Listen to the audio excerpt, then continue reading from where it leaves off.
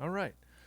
So today we're going to cover Chapter 3 in McGeough. This is on visual communication technology. Um, so the history of visual communications is really the history of technological innovation. They're essentially one and the same. One allowed the other to take those next steps towards improving on technological advancement and improving on communication along with that. So we're going to talk about four particularly influential technologies that transformed how we communicate.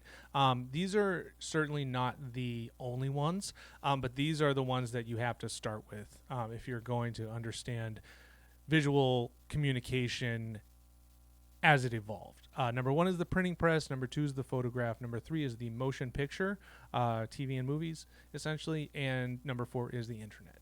And by making one type of communication easier, technology has basically made us more likely to engage in that form of communication and less likely to engage in others. So, number one is the printing press. I'm sure you all learned about this in history class at some point in time. The reason you learn about it so often, the reason you've heard about it endlessly, is because it is really like the invention. That there's a before point of that in human history, and there is an after point.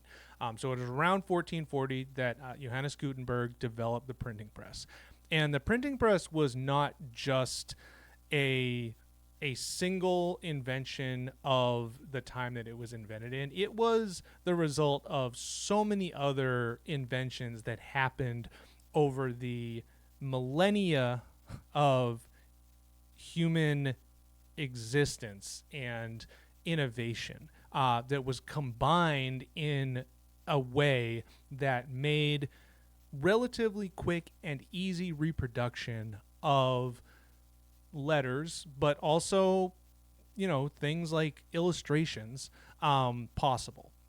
So just some of the combined technologies that went into making the printing press was the screw press, which was a Roman invention that you could turn a screw and it would press things together.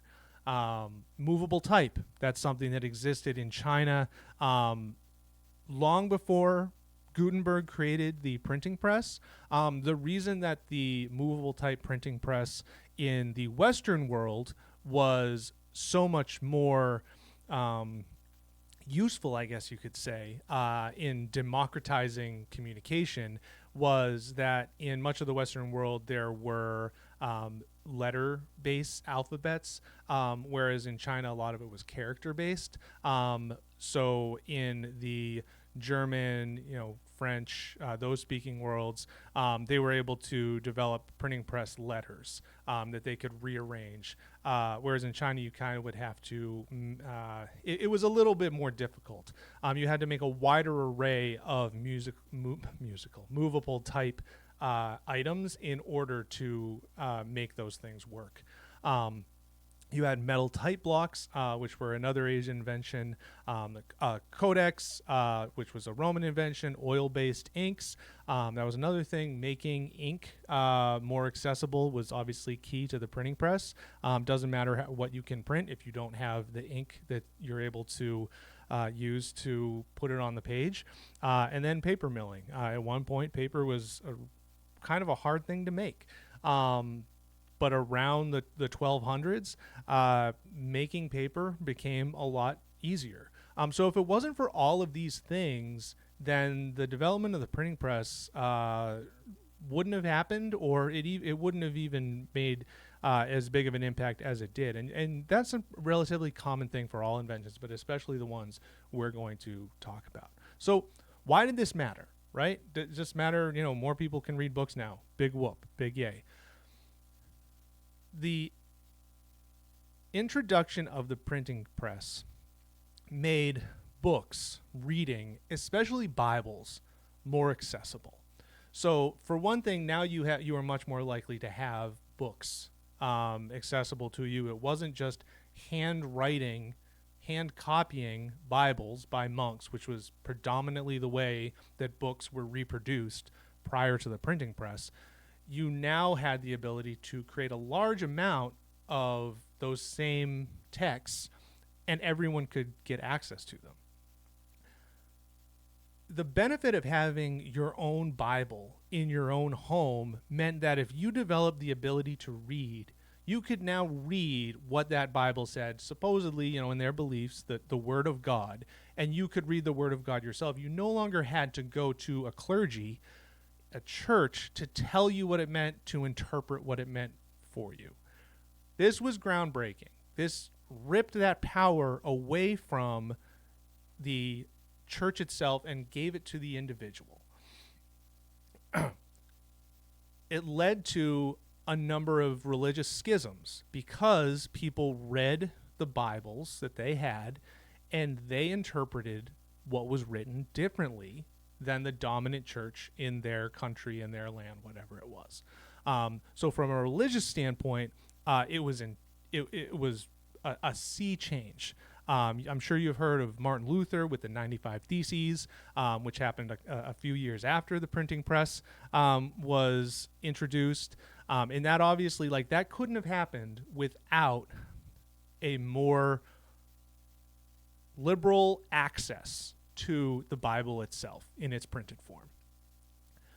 In order to do that, though, you need to be able to read. And with books more accessible, education in order to read those books became more accessible over time. Literacy skyrocketed because the demand for a regular education for the lower classes became something that everyone expected. So literacy just went up, hugely. To the point that in the Western world, the idea of a universal education, every citizen gets a basic education, became the expectation. Scientific advancement exploded because you no longer had to be one-on-one with the foremost minds in a scientific field in order to get that education. You could read a text and never meet the author, never meet this doctor, the scientist, whoever it was that did that research. You could read their research from miles away, even years away, right? You could read a book that was written 100 years ago, evaluate, that experiment, and then build on it in yourself. So scientific advancement exploded as a result of the printing press. It's up there with, the wheel as far as inventions that totally changed the course of human history. So again, just a few small examples of things that were made possible by the invention of the printing press. I mentioned the Protestant Reformation with Martin Luther, the Industrial Revolution. The reason the Industrial Revolution was able to happen was because at a time when technology was exploding on the manufacturing scene, there were a number of highly skilled but relatively lower wage workers who were able to come in and understand how to read a manual, right? Like how to work a machine. That understood, if I need to fill out a form, I can fill out a form because I have a basic understanding of how to read and write instructions and how to read and write my name. Those sorts of things would not have been possible without the printing press. So the universal education, as I spoke about, the United States winning wars was thanks to, in a very straight line, a very long straight line, but a very straight line from the invention of the printing press to universal compulsory education to winning major wars in the 20th century, because the U.S. had such a mass of educated, compared to a lot of their enemies, educated soldiers who were able to come in and handle a number of different tasks. You could take someone off a farm in Kansas and have them do a relatively complex task in a military capacity just as well as the most highly educated American soldier. A lot of other countries could not do that. And that became a problem for those countries in a lot of their conflicts with the U.S. because when some of their higher educated, more highly trained military members died or were unable to perform their duties, they weren't able to fill that in as well. So like that really is an underappreciated part of America becoming a world power. Furthermore, you had journalism. The idea of being able to report on what your government, businesses, whatever, are doing for the universal community's awareness is something that wouldn't have been able to happen if people couldn't read. Couldn't happen if there wasn't a way to reproduce it and communicate it easily, and wouldn't have happened if there wasn't a understanding that being able to have access to that enabled you to have your own interpretation. Just like with literacy helped interpretations of the Bible become more diverse. Literacy helped interpretations of facts, as reported by journalists, be interpreted differently. And then, as it all comes back to money, print advertising, the thing that made the economy go around in the 20th century and the 18th century. Print advertising, you could quickly reproduce advertisements. You didn't have to go through the long and drawn out process of like painting a mural on every wall that you wanted to let know to buy a Coca-Cola, right? You could now create that and you could reproduce it a million times, print it in a newspaper, magazine, on a billboard, whatever you wanted, as many times as you want. You just had to pay the print run. So a printing press is a number one in the history of visual communication, like the thing that there's a before and an after when it comes to the printing press. The second thing is photography. So I'm sure you've heard of the daguerreotype, which came along in the early mid-1800s. Before the daguerreotype, there was photography, and you can go back pretty far, and you'd be surprised the people that there are photographs of.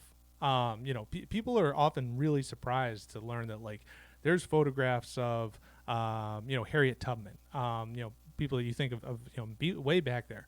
The daguerreotype, though, it was one of the first practical applications of recreating an image. Before that, let's say if you wanted a portrait, okay, you really had two options. One was you sat down for a very long time and you paid a painter to paint you. You had to sit there forever.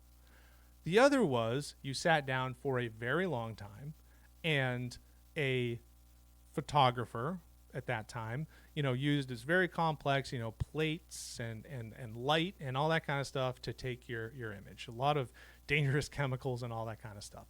Both of these things were very, very expensive. That's why you don't normally see portraits from the 1700s of,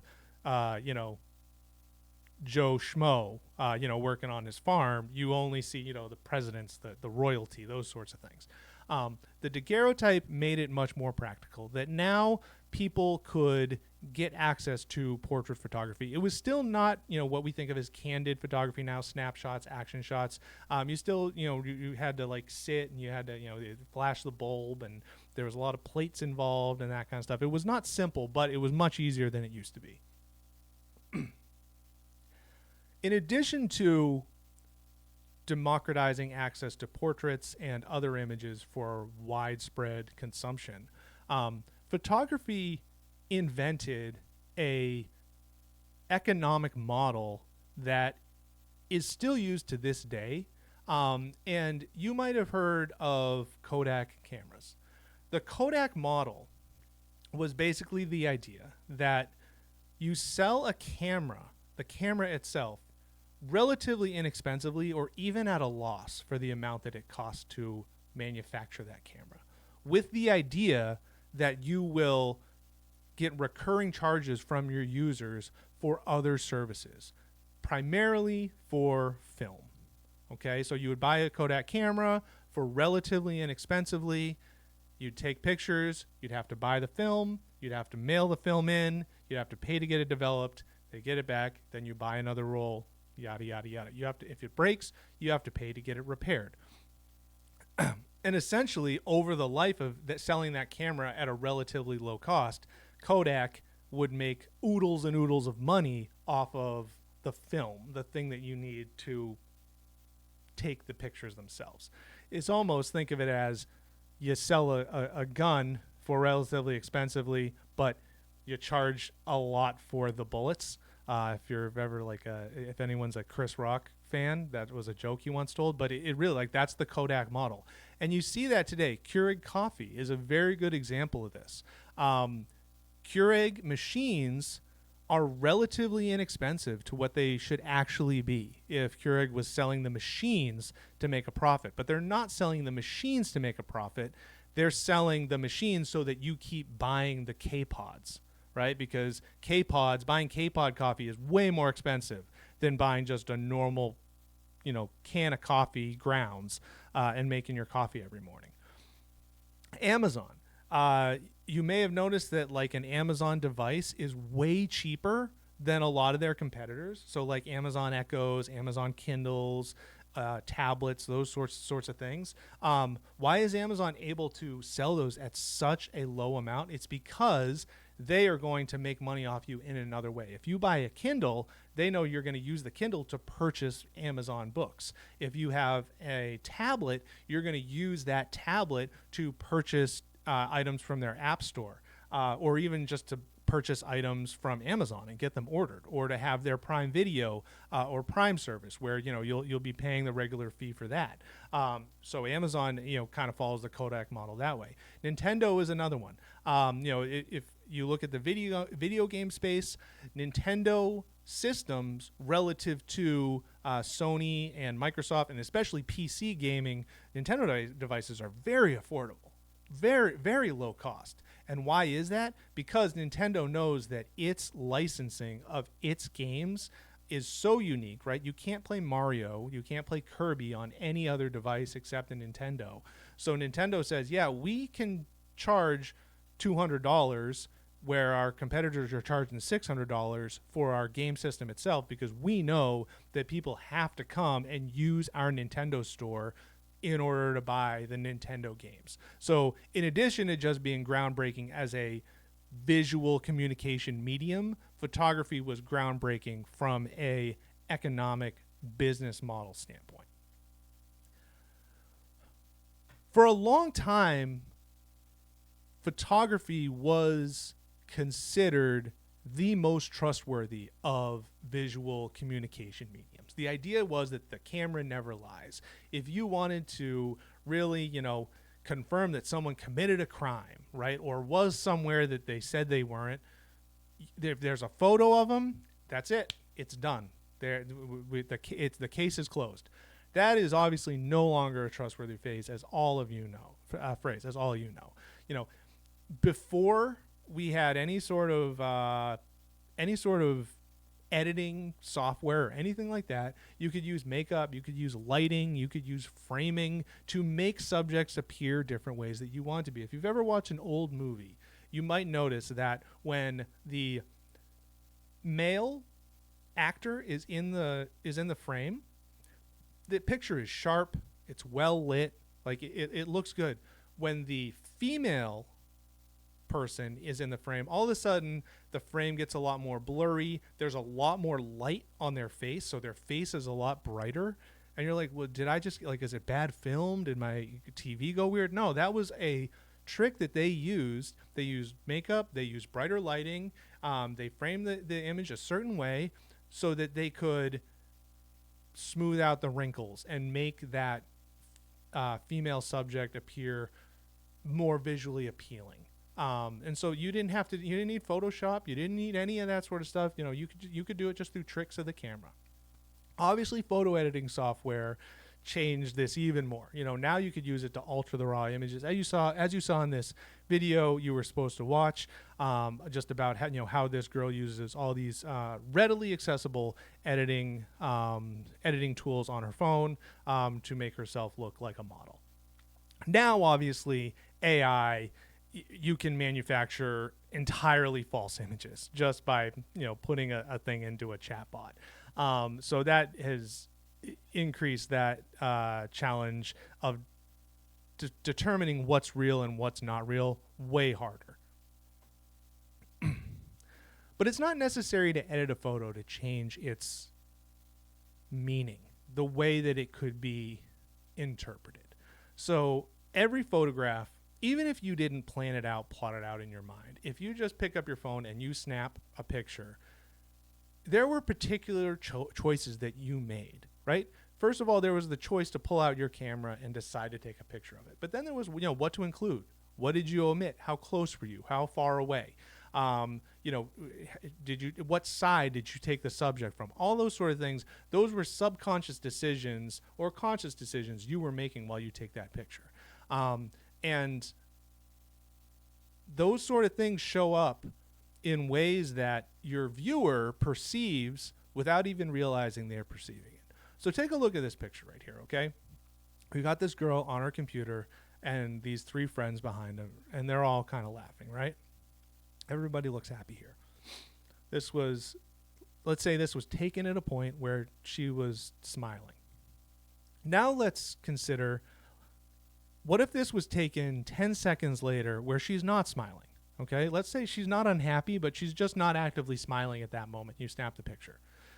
The three people in the back are still having a fun conversation and smiling, and she might have a neutral look on her face.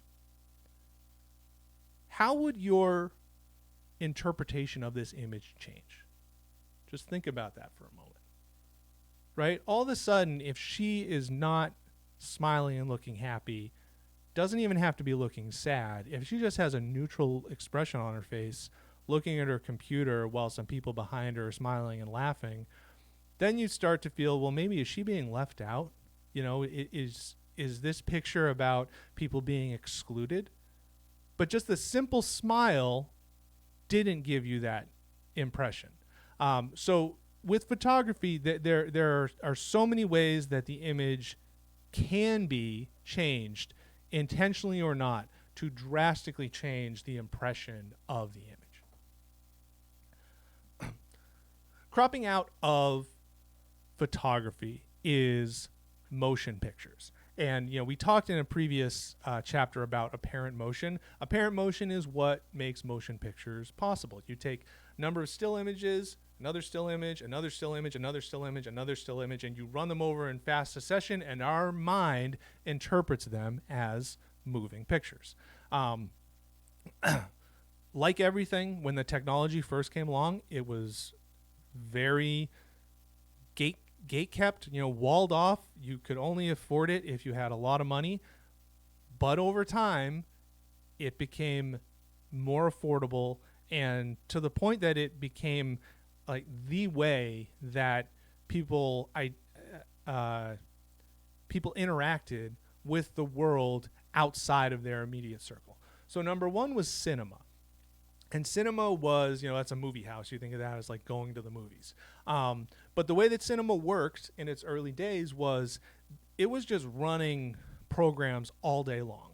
And you would go, rather than buy a ticket for a specific film and go in and sit down, watch that film, the film ends, and you leave, you would essentially pay your amount to go in and watch whatever there was on it. It might have been Gone with the Wind. It might have been The Wizard of Oz. It might have just been cartoons or newsreels or anything like that. So you could just go in and you could, if you wanted to watch the news, you pay your it was probably 5 cents at that time. You go in and you see what's going on the news, and then you watch a couple, Bugs Bunny cartoons. It made things way more affordable as far as access to motion pictures. And it became a way to pass the time. If you were a member of the working class, you couldn't afford to go to a stage show, but you could afford to just go down to the local movie house and check out whatever was on the big screen.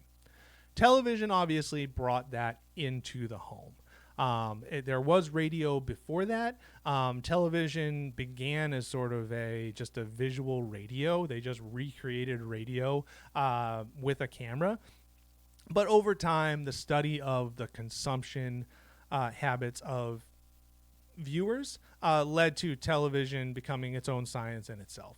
The power of TV was that it was a passive consumption activity.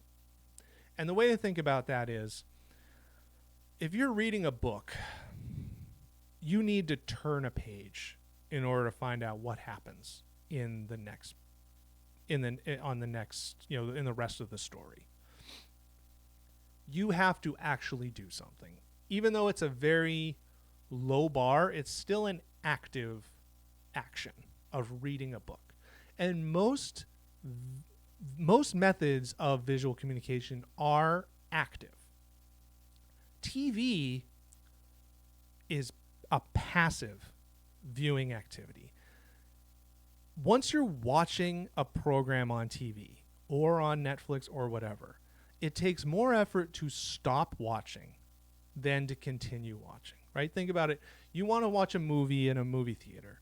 You have to get up, you got to get in your car, you got to drive there, you have to pay money, you have to buy your popcorn, you have to go, you have to find your seat, you have to sit down, you have to watch the movie. Movie ends, you got to get up, you got to go, you got to get in your car, you got to drive home. That is a very, very active activity, all right? TV, you sit down, you turn it on, the movie starts playing. What happens when the movie stops playing? It plays a new movie, right? It just keeps going. If you're just watching traditional TV, you're watching a TV show, the commercial comes on, commercial rolls, end of the commercial, it goes back to the show. You're just sitting there. It's a passive activity. Your program ends, the next program starts. And that is the power of TV. That's the power of, streaming services and all that sort of stuff is, they talk about binge watching. Binge watching is made possible by this fact that it makes your visual consumption a passive activity. You do nothing but just be a vegetable on your couch or, watching on your phone or whatever it might be. And you don't got to do anything. You're there. And if you're lazy, that's the perfect medium for you. This has had a substantial impact on society, obviously. And the two terms I want you to know, or one term I want you to know and one kind of concept I want you to know, one is cultivation theory. So cultivation theory is the idea that the media we consume impacts our perception of reality. You may have heard at one time there was a big hullabaloo that violent video games and movies were making kids more violent or something like that. Very controversial, whether that actually led to one or the other, but it is absolutely true. It's proven by a lot of studies that consumption of whatever media does influence the way we see the world and can indirectly influence our actions. TV viewers, it's been shown, begin to perceive what they see on TV as an accurate representation of the world. If you watch a lot of, violent movies, you think that the world is more violent or corrupt than it actually is. If you watch a lot of, let's say, religious movies, you might perceive that there is a greater or lesser existence of, religious messaging in the world than there may actually be if you don't watch those movies. It's also been seen that heavy viewers, regardless of what they're watching, heavy viewers of TV content overestimate the level of bad things in the world, the level of violence, the level of scammers, the amount of lying, all that sort of stuff, which does happen, like without a doubt. Like there's a lot of bad actors in the world. But if you consume TV, it's been shown that you really overestimate that a lot to the point that you think like everything is bad. If you leave your community, you're going to get shot or carjacked or something like that. And they tend to be less trusting of other people. On social media, it's even more pronounced. Social media is where you go to have your own viewpoint confirmed and eliminate the other viewpoint. So what's been the political effect of this? So for most of the 18th, 20th, and early 21st century, there was a scarcity of sources for news and information, right? You had your big companies. You had your New York Times, your Wall Street Journal, your Washington Post, your CBS, your ABC, your NBC, those sort of big companies had a monopoly on information dissemination. That's how you got your information. It led to way less diversity of viewpoints, right? Like if you wanted information, you had to break into one of those ivory towers to get your information through. And that was to the detriment of the masses. The benefit, though, was there was a common ground within the society through a shared set of facts. This war was doing this, right? Here is where the troops are at this moment. This political bill is going through, and here are the facts of the political bill, right? They were not always true, but the audience was operating from a shared knowledge of what was supposedly true, and they could work to come to a consensus over a shared understanding of what the problem supposedly was. In the 1980s, those audiences began to splinter because we had the rise of cable television and cable news. So CNN, Fox News, MSNBC, all these sorts of new breakaway news channels started to arrive. And audiences could now choose to opt out of seeing information that they didn't want to see, that challenged their beliefs, that made them feel uncomfortable. And for the most part, they weren't doing this intentionally. Right? They weren't saying, I don't want to hear this, I'm not going to watch that today. Sometimes they did. But a lot of times they just found out over time that, like, hey, if I watch this channel, I hear a viewpoint that aligns with mine a lot more often than the others. So as a result, they start watching that channel more often. They tend to hear challenging, conflicting information less and less, and that further confirms their belief. So that was television. Obviously, the internet has supercharged that impact, right? And we'll talk about that in a second. But the internet, like the printing press, is really a multitude of way different technologies being used together. So I could not make a exhaustive list of all the things that it could be, but I just broke up some of them. So you have like hardware. This is like the actual physical thing. So you have things like microchips, routers that help you get the Wi-Fi, the smartphone, obviously, even things like precious metals, which have made semiconductors and all that sort of stuff possible. The hardware is just endless. The skills that you need to have. You need to know HTML, right? You need to know all these different coding languages. You need to have video production. You need to know how to write, edit. Even maybe less so now with AI, but even if you're using AI for a lot of skills, you need to know how to write a prompt, right? So that it can spit out the thing that you need. The platforms themselves, TikTok, Facebook, YouTube, none of those things would be possible if it wasn't for, your wireless internet, your device you're watching it on, your camera, all that sort of stuff. And then you obviously have the software, your internet browser, a video sharing service, photo editing service like Photoshop, design service like Canva, all those sorts of things. These are all inventions or items that are necessary to make the internet the connected world that you know it today. Not unlike the printing press, not unlike photography, not unlike motion pictures, these technologies have democratized access to communication. Now you can view a video that is created by, again, somebody in Kansas, right here in the Boston area, and it doesn't have to go up through a major TV source or anything like that.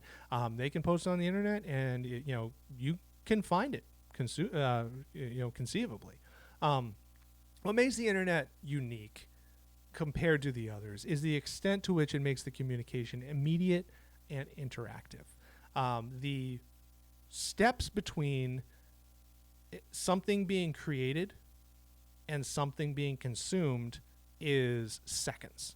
It's really hard in any other medium to do that. Even on TV, where you can go live, the impediments to going live on TV from a news event. You need trucks, you need satellite dishes, you need, production people at both ends. You need someone to be who providing that with camera, or a reporter on the scene. There's so much that goes into it. Whereas with the internet, it's basically a private citizen and a phone, and you've got what you need. And then the interactive element is that people can immediately respond to it, right? If something is on TV or in the newspaper, you can write a letter to the editor, or you can email into the TV station and give your opinion. But there's going to be a delay between them receiving that, and that's only going to the original creator of the content, right? That's not just going out to public, to the world, the way that it would be if you, let's say, leave a comment on someone's YouTube page. So the political effects of the internet are kind of the political effects of the splinterization of TV, but on steroids, all right? Users can now access news that totally confirms their existing biases, okay? Or they can choose to avoid news altogether. They can just live la, la, la and not find out what's going on in the world at all, okay? This happens whether they intentionally mean it to or not, because the internet algorithms, social media, Google, all those kind of things, they try to present information that your past activity has shown that you prefer. So certain viewpoints, certain news sources are going to end up showing up for you way more often than those that your past activity has shown that you don't really care for. This is known as filtering. And it's either actively or passively selecting what you see. A lot of times nowadays that work is done for us. It is a passive action that we might believe that we are consuming a wide array of viewpoints, whereas we're actually not. We're just consuming what we're able to see. What this does is this leads to fragmentation, ideological fragmentation. And that is where individuals avoid alternative perspectives. An interesting thing is that the amount of political discourse is no less today than it ever has been. But the quality of it is seemingly getting lower and lower. The quality of the political discourse is going down. As a result, the quality of the debate is going down, because rather than arguing on that shared set of information, as I talked about earlier, when television and other visual communication was a very small amount of sources, now we are all getting our information from way different places, and there might be misinformation. It might be disinformation. And the ability to have a substantive argument is difficult, if not impossible, when there's not a shared set of facts. What this has led to is your extreme position can now seem more normal, because whereas if you walked around your neighborhood or down Main Street and told everybody that the moon landing was fake and the earth is flat and there's lizard people running the government of America, there's chemtrails in the sky, all these sorts of things, they're going to be like, there's Crazy Larry again. All right, man, don't associate with him. Online, you can go and you can find thousands of people who hold exactly those same beliefs, right? And you can communicate with them immediately. You can interact with them. Your social media feed and your search terms are going to show preferential treatment for content that backs up those assumptions. So these extreme positions, and though I went to some other, those are a couple very extreme examples, but there are some, I'm sure you can think of some other less extreme examples that now, a lot of people who spend a lot of time online perceive as normal, because there's a lot of people they're able to communicate with on the internet that believe the same thing. So all of a sudden they're not just Crazy Larry down the street.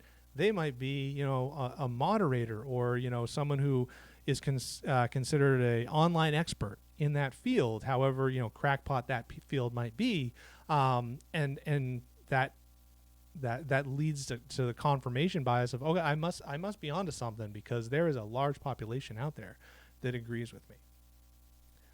So this has been the impact of a lot of these visual communication technologies. It's very interesting. It's very important to be aware of these things, because it's going to influence you, because it influences your society.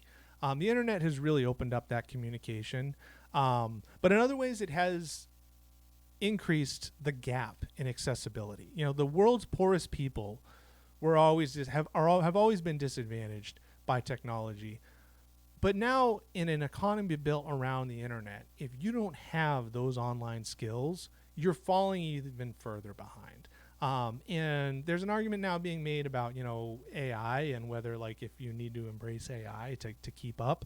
I think the jury is still out on that. But the internet, while it has democratized technology and democratized communication in a lot of ways, you see the way a lot of revolutions have been made possible, or at least resistances to overbearing governments have been made possible by social media and the internet. There's other ways in which it's opened up the gap, even more than ever before.